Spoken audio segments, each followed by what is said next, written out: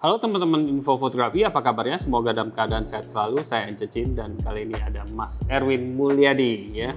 Kita akan bahas tentang Sony Alpha 7 IV yang kebetulan mampir nih di studio kami. Cuman sayangnya kita hanya memiliki beberapa hari saja ya untuk mereview dan mencoba kamera ini. Meskipun demikian tentunya kita akan bahas cukup detail tentang kamera ini dan bagaimana kinerjanya kalau kita bandingkan dengan kamera yang tidak kalah populer, sampai sekarang juga sangat populer, sangat laris manis, yaitu Sony Alpha 7 III. Ya, Alpha 7 generasi yang keempat ini masih sangat baru ya. Dia diluncurkan tahun lalu dan akhirnya kita kedatangan juga ya. Iya. Dan sebenarnya kalau kita bandingkan sama yang adiknya yang A7 III ini, sebenarnya mirip sekali bentuknya. Iya. Tapi kalau kita coba bandingkan lebih seksama, kelihatan ini lebih tebal ya. Iya. Jadi ada menambah ke depan ke belakangnya itu lebih tebal dia. Gitu. Dan gripnya juga ya, gripnya juga lebih dalam ya. Dia dari dalam Iya, dikit ya. ini lebih enak sih kalau saya pegang gitu, Iya. lebih stabil. Karena saya termasuk yang sangat Tangannya cukup besar. sangat butuh kamera yang pas di tangan saya gitu. Oke. Oke, tapi sebetulnya yang betul-betul membedakan ya adalah untuk kali pertama di Alpha 7 ya disediakan sebuah layar lipat yang articulated. Nah, desain kayak gini biasanya hanya ada di kamera yang A7S yang ketiga ya. Iya. Dan A7 aja itu selalu sistemnya flip up atau flip down. Iya, tidak bisa ke samping. Iya, tapi kali ini di generasi yang keempat akhirnya Sony memutuskan untuk membuat LCD yang lipat ke samping sehingga kita bisa menampilkan ke arah depan juga ya. Iya. Kemudian kalau kita tinjau-tinjau lagi, yang kita bisa temui adalah sedikit perubahan tata letak ya. Misalnya yang kelihatan jelas itu tidak ada lagi roda kompensasi exposure yang bentuknya putar-putaran dengan angka 1, 2, 3 seperti itu. Iya. Adanya sekarang adalah roda yang bisa di-customize. Iya. Tapi ini kalau diputar memang secara default dia tetap sebagai kompensasi exposure. Dan ada kuncinya juga ini bagusnya. Iya. Gitu. Kemudian masih di sisi atas kita temui ada sebuah tombol yang dulunya ini C1 ya. Iya. Sekarang jadi video start atau stop. Iya. Gitu. Bisa di-customize juga tentunya. C1-nya pindah ke belakang. Kemudian yang sekarang kita temui di generasi keempat adalah dipisahkannya mode foto dan video dan SNQ. Kalau di sini kan digabung. Iya, digabung. Nah, caranya adalah dengan menekan tombol kecil di depan, lalu kita pindah tuasnya foto, video, dan SNQ. Iya. Ya, ini praktis dan efisien menurut saya. Iya, dengan adanya tombol record movie dan kemudian pemisahan ini jadi jelas ya bahwa kamera ini memang ditujukan untuk hybrid shooter nih Mas Erwin ya. Yang 50% foto tapi juga 50% video ya, sekitar begitu. Kalau yang ini masih mayoritas yang menggunakan mungkin masih 70% foto ya, meskipun ini juga sebenarnya A7 III itu cukup mumpuni. Ya. Oke, kita lanjut lagi nih untuk jelajahnya. Ya, sebetulnya hal-hal yang kecil yang tidak begitu kelihatan tapi ada peningkatan itu adalah hal-hal yang ya kita sukai. Misalnya Apa tuh? tombolnya dibuat lebih besar dan lebih mudah untuk ditekan ya. Iya. Ini sebuah ya kita apresiasi lah karena hal-hal semacam ini akan lebih membuat kita nyaman waktu motret misalnya. Iya. Gitu. Joysticknya juga ada perubahan desain. Iya. Kemudian yang juga membedakan kan waktu di A7 ketiga itu salah satu peningkatan yang orang suka adalah disediakannya dual memory slot ya. Yep. Dan tentunya yang keempat ini juga tetap ada dong gitu. Betul. Nah, ini juga ada slot 1 dan slot 2. Yang membedakan adalah yang kali ini dia slot satunya sudah mendukung 2 jenis kartu. Selain bisa SD card, dia juga bisa CF Express tipe A. Betul. Dan yang slot satunya tidak membingungkan lagi karena di posisi atas. Kalau yang A7 III ini di posisi bawah nih slot satunya. Iya. Ya, sebetulnya apa ya disediakannya jenis memory card yang lebih baik dan lebih cepat ini ada alasannya kan. Salah satu tujuannya adalah untuk mengakomodir peningkatan fitur video yang ada di kamera ini yang nanti akan kita bahas lebih jauh apa aja kemampuan videonya. Betul. Dan yang saya cukup apresiasi juga nih Mas Erwin bahwa meskipun ada perubahan tombol dari ukurannya, mungkin juga ada alih fungsinya, tapi secara konsistensinya dari A73 ke A74 itu mirip-mirip. Jadi itu sangat membantu sekali ya bagi teman-teman yang mungkin dari Alpha 73 mungkin berniat untuk upgrade, jadi tidak perlu membiasakan diri lagi karena letak-letak tombolnya segala macamnya itu sama gitu. Iya, betul sekali. Ngomong-ngomong soal kinerja kameranya, di A74 ini sudah ditingkatkan megapikselnya menjadi 33 megapiksel dibanding dengan 24 megapiksel. Dan itu cukup kelihatan kalau kita shoot dan kemudian kita perbesar, itu 33 megapiksel berarti dia kurang lebih 1000 piksel lebih panjang ya. Dan kalau kita nge-cropping, kita juga akan mendapatkan megapiksel yang lebih banyak, lebih detail. Nah, pasti teman-teman juga khawatir kalau misalnya megapikselnya banyak, apakah nanti performa ISO tingginya menjadi banyak noise. Ternyata dalam pengujian saya mendapatkan bahwa perbedaannya tidak terlalu banyak, bahkan bisa dibilang sulit untuk menemukan perbedaan di antara noise-nya. Memang kalau di ISO tinggi misalnya kita shoot mulai dari 3200, 6400 pasti ada noise di bagian yang terutama yang bagian yang shadow-nya. Cuman saya melihat detailnya masih bagus di A74 maupun yang di A73. Jadi sama-sama masih oke lah karena dia juga sensornya kan full frame ya. Tapi kalau saya harus memilih antara shoot dengan A74 atau A73 tentunya ya mendingan yang 33 megapiksel ya, karena kalau ditampilin di layar monitor 8K juga karena tidak ada perbesaran jadi lebih tajam pikselnya seperti itu. Iya, 33 megapiksel itu signifikan juga bedanya. Karena yang tadi nambah 1000 itu lumayan kan, yang tadinya sisi panjangnya 6000 jadi 7000. Kali 6400 itu jumlah yang lumayan banyak sih untuk bicara detail foto ya. Dan kalau misalnya megapiksel banyak, mungkin teman-teman juga mengkhawatirkan soal bagaimana nih buffernya. Soalnya kalau teman-teman yang suka foto misalnya foto burung, foto olahraga kan pasti shootnya gitu ya, bagaimana nafasnya. Dan ternyata dengan prosesor baru dengan CF Express Cut ini kamera A74 ini buffernya malah 10 kali lipat lebih lapang daripada A73.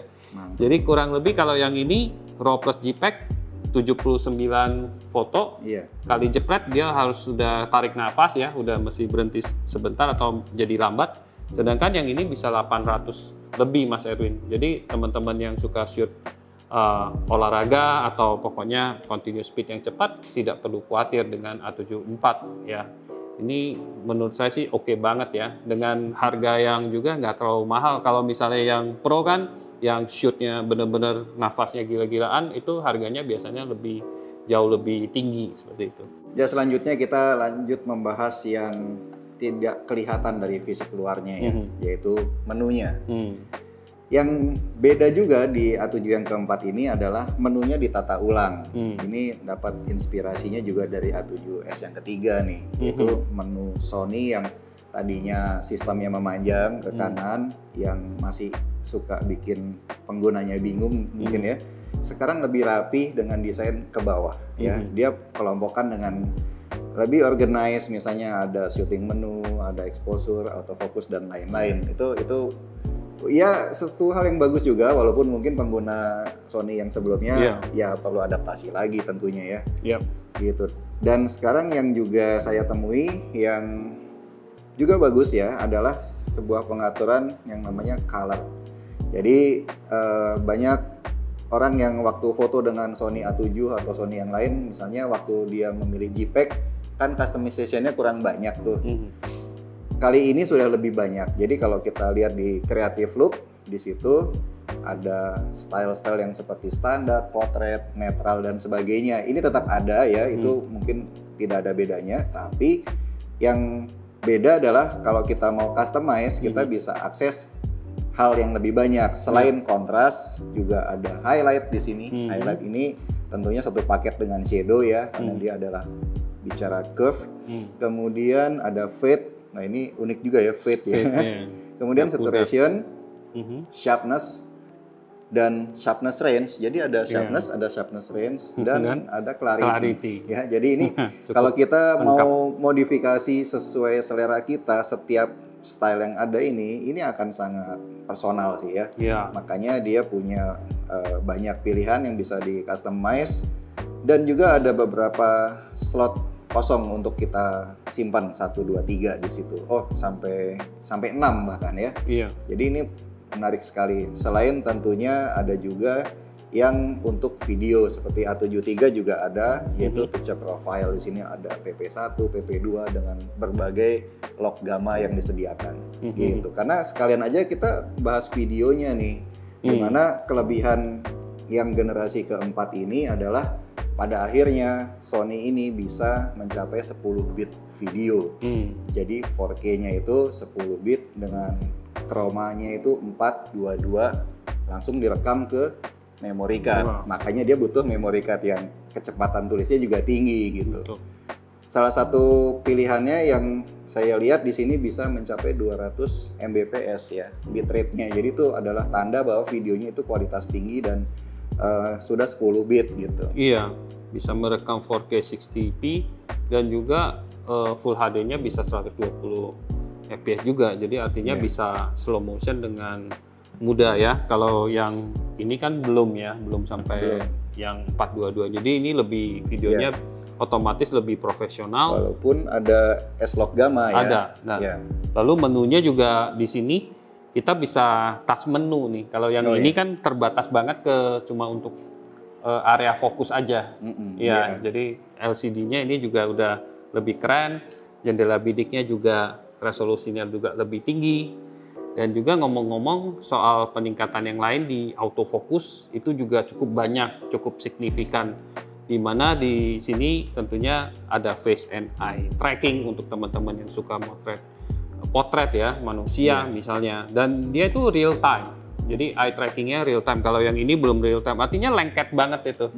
Ya meskipun matanya kecil dia tetap lengket gitu. Jadi itu sesuatu yang sistem autofocus yang ya dibanding dengan pesaing-pesaingnya masih salah satu yang menjadi reference, alias yang paling duluan dan paling mantap lah dianggapnya seperti itu. Pionirnya lah ya. Ya, selain itu dia dengan artificial intelligence kan juga sudah bisa mengenali berbagai subjek yang lain seperti ada bird detection ya, kemudian juga ada animal detection selain mengenali manusia.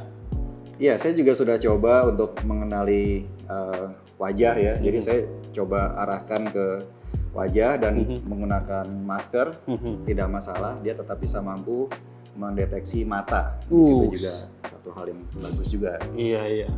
Ada satu fitur yang sangat menarik juga untuk penggemar video nih, yaitu kita bisa mengaktifkan focus map yang berada di dalam menu, dan kemudian kita bisa lihat di layar ada color code-nya. Kalau yang tidak fokus, dia akan berwarna, yang lebih dekat dengan kamera itu akan berwarna merah yang di depan subjek, dan yang di belakang itu akan berwarna biru. Jadi kita bisa lihat dengan persis ruang tajamnya yang fokus itu di mana aja, dan juga menariknya yang di depan dan di belakang itu apa, jelas sekali. Wah, sampai sekarang kan kayaknya semua hal keren ya dari ini. Tapi ada nggak sih sebenarnya kekurangannya atau ya mungkin isu-isu yang teman-teman perlu perhatikan nih sebelum membeli ini? Nah ini agak susah ya kalau ditanya. Agak susah. Kita tahu bahwa semua produk tentu tidak lepas dari ya ada catatan lah, atau mungkin bisa dibilang kekurangan yang ya bagi sebagian orang itu penting, tapi belum tentu orang yang lain juga memasalahkan itu gitu ya. Kalau kita lihat soal kemampuan motret dia nih, masalahnya adalah saat ini kita tuh udah mulai tahu bahwa namanya motret tuh bisa dengan cara mechanical shutter, juga ada electronic shutter. Sudah mulai jadi tren karena ya lama-lama kita dimanjakan juga sama yang namanya electronic shutter. Selain bisa continuous shoot lebih cepat, Tapi bukan sekedar itu, tapi juga bisa silent, bisa shutter speed yang cepat, dan menghemat shutter mekaniknya juga sih ya. Iya, tapi ini juga bisa shutter elektronik juga kan? Bisa, nah itu dia. Bahkan good news-nya juga dia kalau dimatikan sekarang shutternya menutup. Jadi itu kabar baiknya. Tapi bicara electronic shutter yang ada di sini, sayangnya apalagi sensornya kan nambah nih 33 megapiksel. Bukan electronic shutter yang secepat yang kita bayangkan gitu ya. Jadi misalnya dipakai untuk video kita begini-begini, dia masih ada sedikit skew-nya ya, rolling shutternya.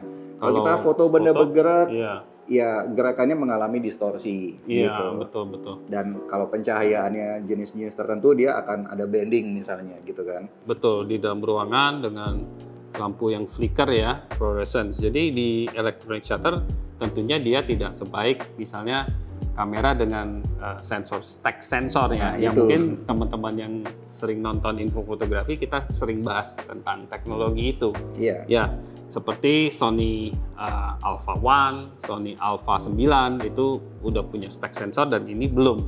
Tapi secara realistis kita kalau mengharapkan stack sensor juga kayaknya terlalu berlebihan dengan harga sekitar 35 jutaan ya, kurang lebih lah ya, body only.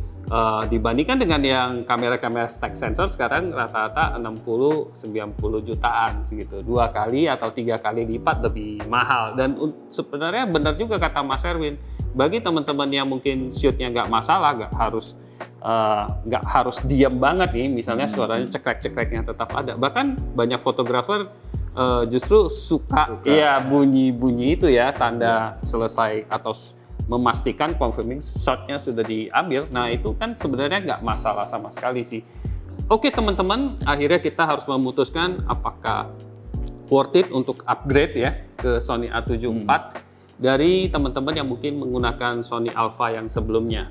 Menurut saya dibandingkan dengan Sony Alpha 7 III tentunya dia punya peningkatan tapi sifatnya secara evolusioner. Artinya dia ada peningkatan tidak terlalu signifikan, tapi di segala aspeknya ditingkatkan Mas Erwin, bukan hanya sensor 33 megapiksel itu. Ternyata yang setelah kita bahas, ada layarnya, touchscreen-nya, menunya, tombolnya, jendela bidiknya, buffernya. Jadi sedikit-sedikit itu lumayan juga kalau dikumpul-kumpulin itu peningkatannya jadi banyak Mas Erwin, ya kan? Nah, tapi perbedaan antara harganya juga cukup lumayan dari 25 juta dan ini 35 juta. Bagi teman-teman yang baru memutuskan untuk membeli, ya itu perbedaan 10 jutanya apakah signifikan tergantung dari kalian appreciate nggak peningkatannya.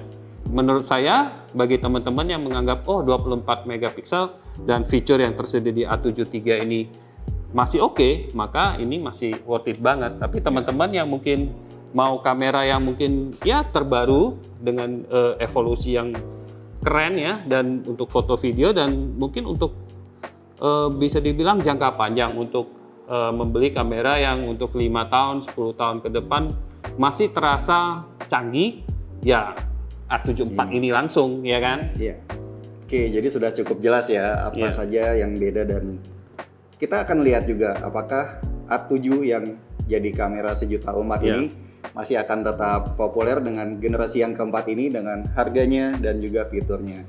Ya itulah yang bisa kita sharing tentang Sony Alpha 7 IV ini. Semoga video ini bermanfaat. Terima kasih sudah menonton. Sampai ketemu di video-video selanjutnya. Oke, bye-bye.